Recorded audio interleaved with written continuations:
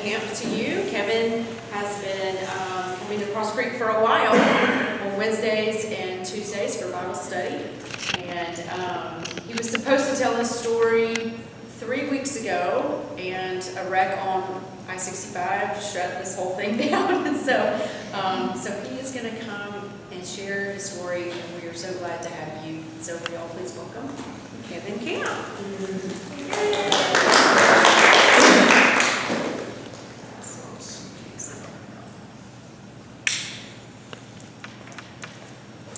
Hello.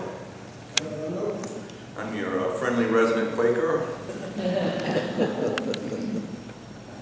want to thank all of you for coming out tonight. I want to thank Dee for greenlighting this talk tonight. I'm going to break this talk down into 3 sections. I wrote the first section for a Quaker newsletter we published about 6 months ago. In the first, I'm going to talk about my spiritual journey. In the second part, I'm going to share a few fun facts about Quakerism that I think you'll find interesting. I have some visual demonstration as far as that's concerned. And then last of all, I'm going to share some very personal information about me and my own life. So we'll begin with my spiritual journey. When it comes to religion, there's a great deal of contradiction in my family. While I've always considered myself observant, even religious, even my parents are. My father rejected his Southern Baptist upbringing very early on in his life, around the age of 12 or 13. His mother was very religious and demanded that her son attend church. My grandfather was an agnostic at best and told my father that he didn't have to go. With time, that became a serious point of contention between my grandparents, but Dad had never really liked church and he didn't go back for a long time. And ever since then, he's been heavily cynical of religion. My mother's family attended church regularly, but that was more of a social outing than some sort of true inward spiritual experience. If you lived in a small town in the Deep South in the 50s, as some of you may remember, you went to church. Everybody went to church. It was just what you did. But I've never treated church, meeting, or even religion anything close to the way my parents have. Now, my genetic background alone would seem to reflect the strong spiritual streak in me that somehow never showed up with my folks. It may have skipped a generation.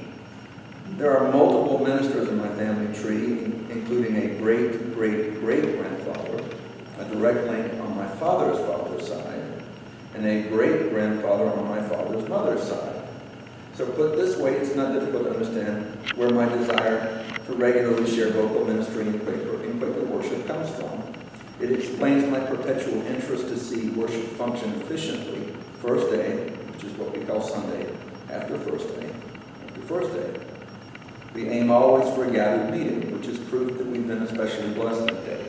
Now, a gathered meeting in Quaker speak means that all ministries delivered during meeting for worship has come together well. Or, in other words, that our gathering has effectively gelled. Every unprogrammed worship is different. That's completely by design, but we always trust Spirit to give us the proper words, should we feel led to speak into the silence. Now, in case you're curious, we don't use pagan names for days of the week or months of the year. For example, Sunday is first day, Monday is second day, and Tuesday is third day, and so on. January is called first month, February is called second month, and March is called third month, and so on and so forth. But to return to the subject at hand, having briefly covered the spiritual journey of the close family, explaining my spiritual journey to an audience is difficult. Now, for one thing, it's not linear. It zigs and zags in every imaginable direction and doubles back against itself. Most people's path, I have come to understand, is just much more straightforward than my own, theirs is usually a relatively boring excursion with only a few notable stop-offs here and there. Mine has several. I count 5 separate times I've hopped from church to church at minimum, and 5 may even be an understatement. And the truth is, I've completely lost count. Every church of every denomination I visited while my siblings and I still lived at home with our parents had its own unique culture and lingo. For that reason, I learned a considerable amount about organized religion over time. Now, in the beginning, I was a pious little boy and a true believer. To this day, I can remember lying in my mother's lap while a sermon was being delivered. As I heard the hushed cadences of the minister's spoken words, my eyes directed heavenly, I observed the rough pine planks of the ceiling of a small chapel. It was easy to understand God in those days, or at least it was to me. God was up in the clouds, beyond the unvarnished wood, into the blue sky and beyond. God had a white beard and lived in a mysterious world full of clouds and angels. And as I've grown older, I realize I've been trying to recapture the innocence and ease of those early days of my life. A world without constant cognitive dissonance and controversy. In time, I would serve as an acolyte of a Methodist church. Acolytes were young children who played an active role in getting worship started, including it at its end. I wore a jet black liturgical robe like that of the minister. I lit 2 candles on the altar, distributed shiny brass collection plates for offering, returned the plates to the altar, and then extinguished the candles. Done. Several times a year, usually every couple of months, I had an important role to play, and it made me feel worthwhile. And though I didn't realize it for several years, something changed dramatically when my family departed ways from that church. I felt as though I'd come unattached from my moorings, and it would take a long time before I felt that I truly belonged somewhere else. But I didn't have words to address the void at that time, though I nevertheless felt it strongly. I didn't know it then, but it would be years before I felt an intense connection to the divine again. The end of that spiritual longing and dissatisfaction came with direct participation in worship, but that's still years into the future. My mother decided we'd try out another small Methodist church. This one was supposed to be modern. It was supposed to be the epitome of mid-90s cool. That's all my mother could talk about. She'd been promised that the church would be technologically advanced, entertaining, and bursting full of the seams with teenagers my age. Totally up and coming. No altar candles to light here. The music now consisted of a choir of guitarists, all paunchy middle-aged men, kind of like me, wearing blue jeans and golf shirts. No more hymnals, no more organs, no more archaic language. The change didn't bother me, but neither did I believe that it was as fantastic as it had been promised to be. Unsurprisingly, we left about 2 years later. My mother, well, actually both of my parents didn't like the minister. Same old story with my family. Dad felt the minister was too young to responsibly handle the duties of his position. But that was only part of the reason why, and certainly not the whole of it. As I began this piece, Dad's childhood upbringing in a very conservative Southern Baptist church made him touchy and prickly about Christianity and any entity that professed it. Given enough time and enough evidence, regardless of how circumstantial it was, my father felt the need to put the minister of whatever church we were attending at the time right up on a stand. And no matter how well he or she acquitted himself or herself with my father's inquiries, Dad always found a fault somewhere, and we'd be off again. This time around, my mother found a huge megachurch for us to attend, one founded by a former Southern Baptist minister. Now, I did not take to its philosophy or theology one bit. I'm sure I was prayed for on a frequent basis, and not for a good reason. By now, in my very rebellious teens, nothing was going to stop me from doing the exact opposite of what authority figures were seeking to impress upon me. I snuck around and smoked cigarettes despite being several years underage, which you really weren't supposed to do. Before long, there weren't many rules I hadn't managed to violate one way or the other. Membership growth was highly stressed by those who ran the church, as was reaching what it deemed so-called unchurched people, but by then I could not in good conscience recommend that others join and take part. I'd never really believed in the first place. I entered a quizzical doubter, and I left a bitter, angry critic. I left conservative Christianity for good and never looked back. It had never really been a good fit. I knew that, and I knew enough about myself even then to recognize that much. So I suppose I was a Quaker even then, I just didn't know it yet. Now, friends, and the terms friends and Quakers are used interchangeably, were going to be my final stop, or at least my final stop for a good long time. By then I was a college student. A fellow student encouraged me to attend friends meeting with her. And something about unprogrammed, which is often called silent or waiting worship, really agreed with me, though I really don't remember anything about my first meeting for worship. I had only been in Birmingham for a handful of years before I headed up to the East Coast. Upon my arrival there, it pleased me greatly to be able to easily tap into what seemed like unlimited Quaker resources. The East Coast, particularly Philadelphia and Pennsylvania, are where Quakers first immigrated, escaping persecution in Britain. So that's why it makes sense that there were tons of friends meetings and lots of people my age. Quakers in the South are often very isolated from one another by great distance, and with time I realized just how true that unfortunate fact was. When I was nearly 30, I attended a cross-branch gathering for young adult friends that was held in Wichita, Kansas. Money was tight for me, and I almost didn't go. The money to pay my registration fees materialized at the last minute, and I was grateful to make the lengthy journey. But what I remember more than anything is that the 3 other people in the car with me made the trip back halfway across the country, all in one go. I will never spend 20 hours solid in a car ever again. I couldn't do it now, and I could barely do it back then. And even so, I've made friends there that I've kept up with over the last decade and a half, and I'm very grateful for that gift. But all of this is years in my past now. This is just ancient history. The last 15 years of my Quaker life have been far less eventful. My riotous early years are no more. Many of the people I knew earlier in life are building their careers now, raising children, and likely both. So nostalgia is setting for me as I increasingly long for what seems to be a simpler time in my past. I'm in early middle age these days, as I turn 45 in just about 3 weeks. One of the benefits of the church where I hold dual membership, which is in Southwest Washington State, are the presence of many people close to my age, people that are in their 40s and 50s. They help me feel seen. I'm at an age where I don't exactly feel young, but I don't exactly feel old either. Being around people who are wrestling with similar issues of identity and belonging also helps considerably. I've made many stops along the way, in my spiritual journey, but I don't foresee another. The thought of having to learn yet another religious shorthand and taking on the study of yet another faith tradition is exhausting. My spiritual journey was a quixotic one. It was the eternal search for the perfect faith or religion. It was a search that I learned from self-examination that I inherited from my own father. He was seeking the one perfect church, the one perfect faith. And as we know, there is no real perfection. It can't be done by human hands. So that is my spiritual journey. End of part 1. Okay. Next, I'd like to share a few fun facts about Quakers with you. To be exact, 14, but it's not that long. Okay, number 1. Our roots began in 1642 in the north of England.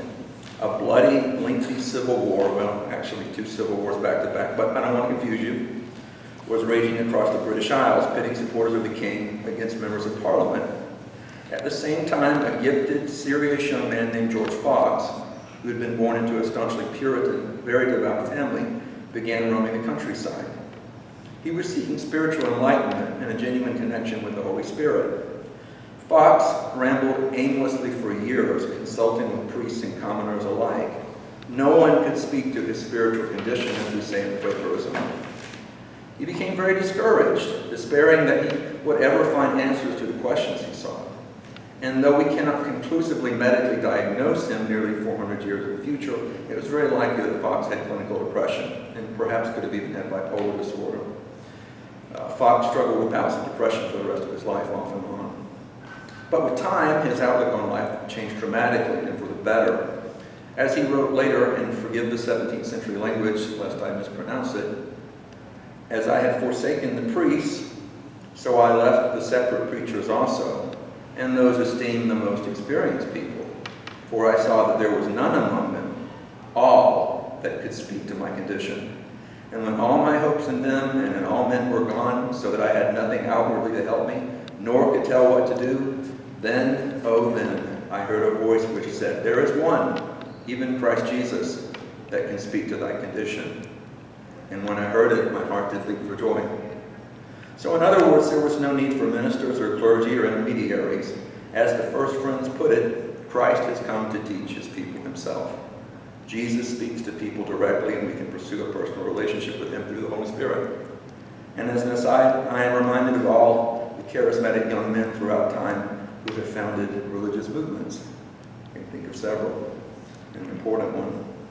Quakerism is no different that way. Fox began his ministry shortly thereafter, but the Quaker movement began to quickly grow, but in part due to Fox's uncompromising style while preaching, which could be harsh and unyielding, Friends began to attract its share of enemies. The early Friends were subjected to substantial persecution, physical punishments like lashing with a whip, outright torture, frequent stints in jail, and regular fines. and unfortunately on occasion even death by execution. And yet they continue to spread their faith in the face of substantial pushback from government authorities of the State Church of England. Another controversy was Fox's insistence that he could perform faith healings. Friends backed away from this quite a bit following his death, but Fox performed hundreds of faith healings during his lifetime, convinced that they worked. What we do know is that Fox had a calming presence about him, some inborn ability to connect with others, and the ability to put them at ease. Number 2, many people know Quakers due to our stance on war. We're staunch pacifists and we don't fight an armed conflict. We're a historic peace church alongside Mennonites, Amish, German Brethren, and Hutterites, most of whom came out of the Anabaptist movement. Our refusal to fight did not make us particularly popular with the United States government on numerous occasions. Quaker conscientious objectors to World War I were sent to forced labor camps, forced to perform back-breaking toil, and the same was true with World War II.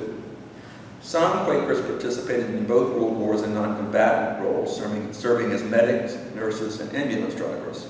And yet, a handful of friends did choose to take up arms in defiance of the Quaker peace testimony. For example, in the American Revolutionary War, a patriot general named Nathaniel Greene came to the aid of the American colonists, leading to an eventual resounding American victory, despite being a Quaker, and winning the nickname of the Fighting Quaker as a result. Number 3, I opted to register for selective service when I was 18 because I knew I needed to qualify for federal student loans and would not have access to them if I had declined to register.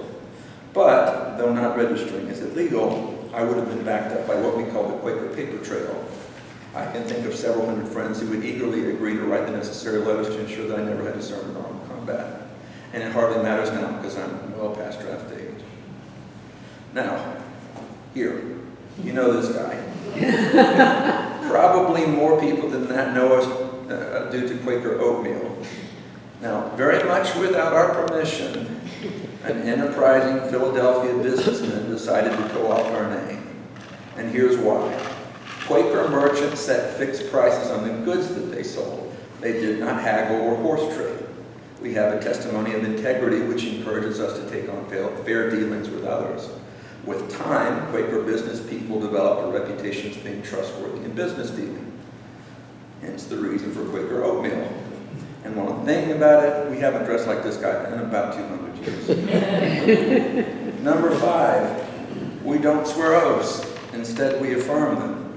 If I were to go to court to be sworn in as a potential juror in a trial, for example, instead of saying, I do swear, I would instead say, I do affirm. The roots of that practice are scriptural. They come from the Gospel of Matthew. It's actually Matthew 5th chapter, 37th verse.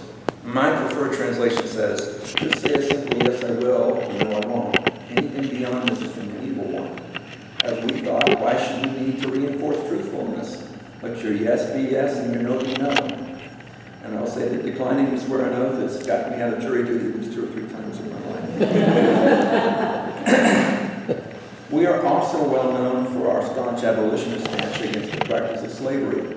Now, contrary to what many think, and even what many of my fellow Quakers think, this wasn't an immediate process. Some friends were slave owners and they didn't want to give up the peculiar institution. So it took us about a century's worth of work within our own ranks to finally convince each and every Quaker to give up his or her own enslaved people. Fortunately, after time, we all did. Friends, this is an interesting one. Friends were perhaps the first faith group to grant women the ability to preach. This started out almost from the beginning in the mid to late 1600s, and it was a controversial notion from the outset. The 18th century British man of letters and conservative politician Samuel Johnson dismissed the practice like this. A contemporary of Johnson noted, I told him I had been that morning at a meeting of the people called Quakers where I had heard a woman preach. To which Johnson responded, Sir, a woman's preaching is like a dog's walking on its hind legs. It is not done well, but you are surprised to find it done at all. Pretty condescending. As a brief aside, I wasn't always a Quaker, as you know. This showed up, I think I talked about this deep dive yesterday. When my family was attending the Methodist church, the minister who baptized me and led me through confirmation was a woman. And that's why I can't fathom why women can't be a pastor. I don't get it. It was always a non-issue to me. I saw her as a second mother and also as my pastor. Her gender was irrelevant. Now, here's another visual demonstration. A British Quaker named John Cadbury developed milk chocolate. He lived in the temperance period prior to American Prohibition, a time when the United States decided to ban consumption and sale of alcohol. Now, alcohol was never declared against the law in the United Kingdom, but Cadbury, a strong believer in temperance, developed milk chocolate as a substitute for alcohol. So the next time you buy one of these or one of those Cadbury cream eggs around Easter time, you can thank a Quaker for that. Number 9, friends vary widely in theology, worship style, and even dress across the United States, especially throughout the world. Roughly half of our members are found in Africa, particularly the country of Kenya, and most of this is due to the efforts of proselytizing missionary evangelical friends who are as conservative as Southern Baptists and conservative Presbyterians, if not more so. Some friends meeting are very politically liberal in sentiment. Some are very Christ-centered, and some much so. Here in this country, some conservative friends dress plainly the way we all did 200 years ago. And by conservative, we don't mean politically or ideologically conservative, simply that these Quakers seek to conserve the old ways of doing things, dress being only one. One of my friends dresses plainly the way that the Amish, some Mennonites, and German brethren do. Okay, number 10. 2 U.S. presidents were Quakers. Now, we don't talk proudly much about either of them because one was Herbert Hoover and the other was Richard Nixon. Now, at least Hoover was a decent Quaker. Nixon always claimed to be a Quaker in interviews, but he was not especially observant and he rarely attended worship. His mother, however, was an observant friend, but not Richard. Efforts were made to read out, which is Quakerese for disown or excommunicate. Efforts were made to read out Richard Nixon following Watergate, but we never came to unity, so it didn't happen. Number 11, friends have split into a comical number of factions over the last 400 years. Explaining the particulars of each would probably bore you, but the most significant split happened in 1827. I'm a member of 2 Quaker meetings. One is a Hicksite gathering, and the other identifies itself as Christ-centered. Over the centuries, Hicksite friends have de-emphasized Scripture, while Christian friends are unabashedly Christ-centered. My ex-wife grew up in the outskirts of Philadelphia and was raised in a Hicksite meeting. In all her years of what we call first day school, you would call it Sunday school, she never once cracked the spine of the Bible, but she did focus a lot on William Penn, founder of the Holy Experiment in the colony of Pennsylvania, and his fair dealings with Native Americans. I've always seen this more in line with ancestor worship than a respect for our founders' intent. They were unapologetically Christian. But that's just me. Number 12, we believe in the divine light of God as expressed in the beginning of the Gospel of John. George Fox famously stated there is that of God in everyone. Many Christian denominations and houses of worship, Crosscreek being one of them, ask for prayers. You would say, I'm praying for you. I would say, I'm holding you in the light. The effect and meaning are the same, but I would hope to shine the light of God upon you. Number 13. Friends did themselves no favor in the 19th century, which was our so-called quietist period. We kicked out members for all sorts of really silly reasons, marrying a non-Quaker probably being the most prominent, which led to a sharp decline in membership, and we've never really recovered from it. There are only about 300,000 Quakers left in North America. As a rule, we don't celebrate religious holidays. No single day is thought to be more holy than the day that came before it or the day after it. This is a holdover from our Puritan roots. Over the past few decades, some of the more Christian meetings and churches have relaxed their faith and practice. They celebrate Christmas, Advent, and Easter. And in addition, we don't observe sacraments. No communion, no confirmation, no baptism. George Fox and the early Friends believed that these were dead forms of religious expression long past their prime. They meant nothing, and those who engaged in the practices were simply going through the motions. In other words, they could be safely ignored. Now, I could talk for another hour about the particulars of Quakerism, but I think that this is enough for now. And what I'll do instead, at the end, is conclude with a personal narrative about who I am and how I identify.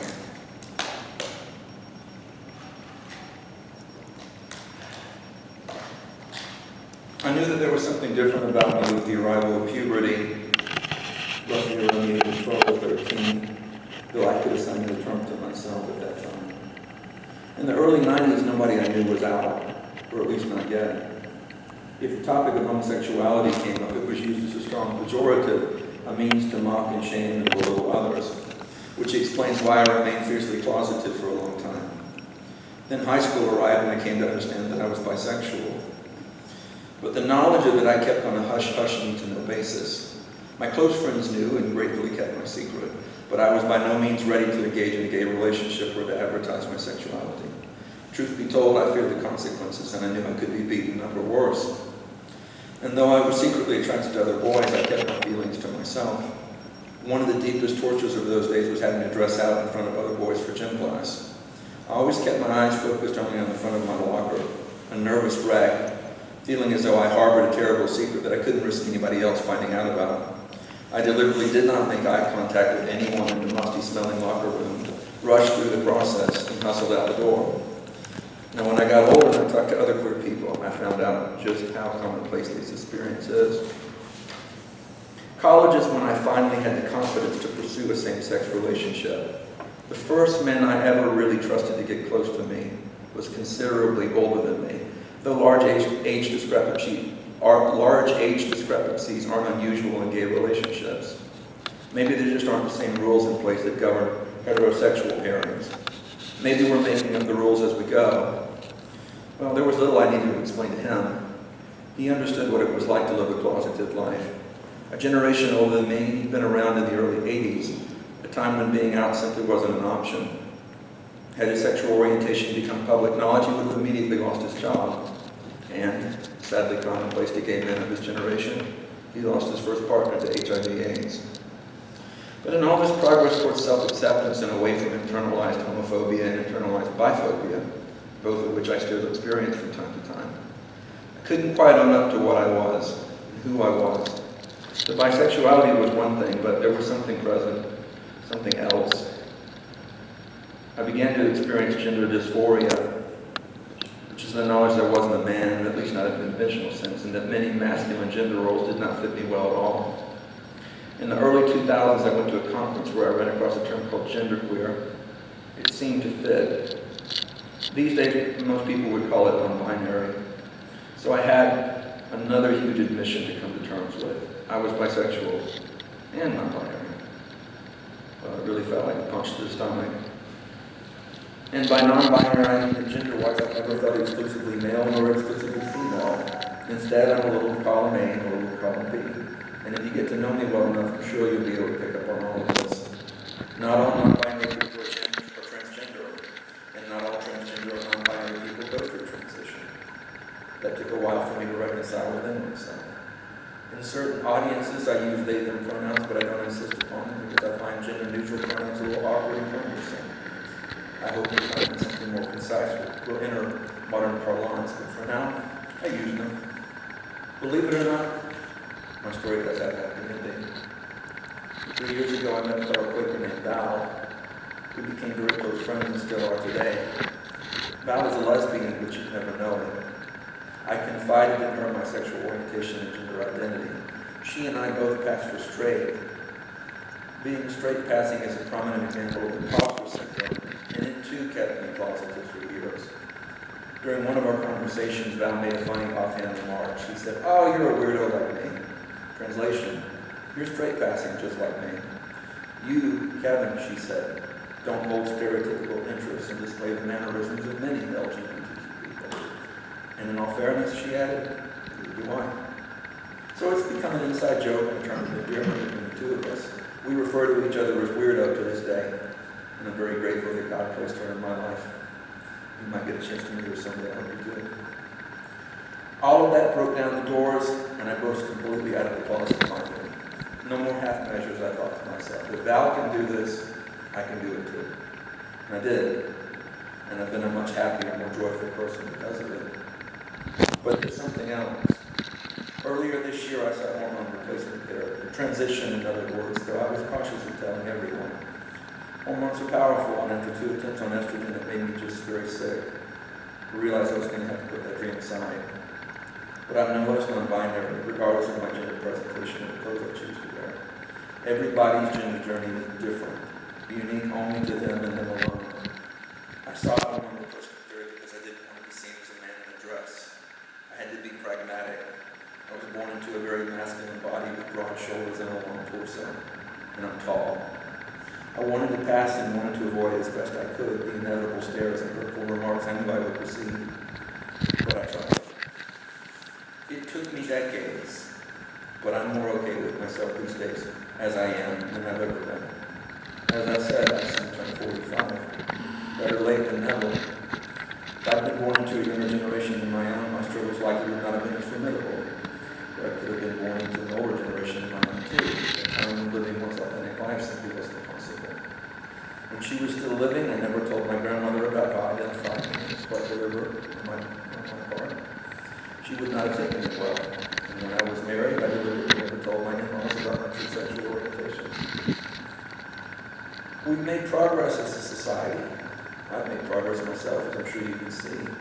But it behooves us to not go backwards, to not cast aside the hard-won gains that have been made by courageous people. Part of my reason to be so honest with you tonight is to share my story, to give you a real-life example of what a queer person goes through and the often lonely soul-searching continues for every single person who identifies as LGBTQ. I seek to pay it forward someday and hope I can be a word of guidance and encouragement to someone in dying above. And I thank you for listening to me.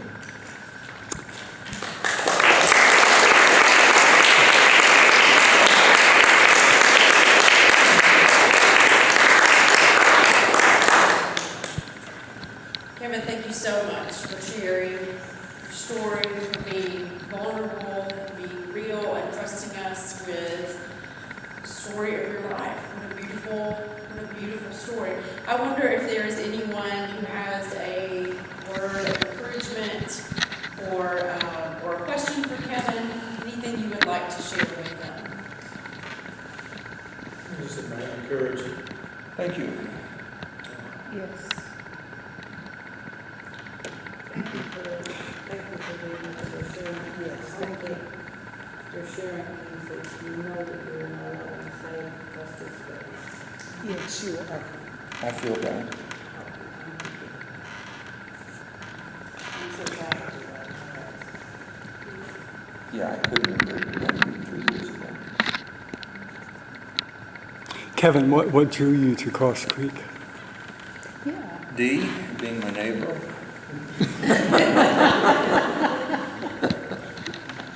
I mean, she's just right up the road.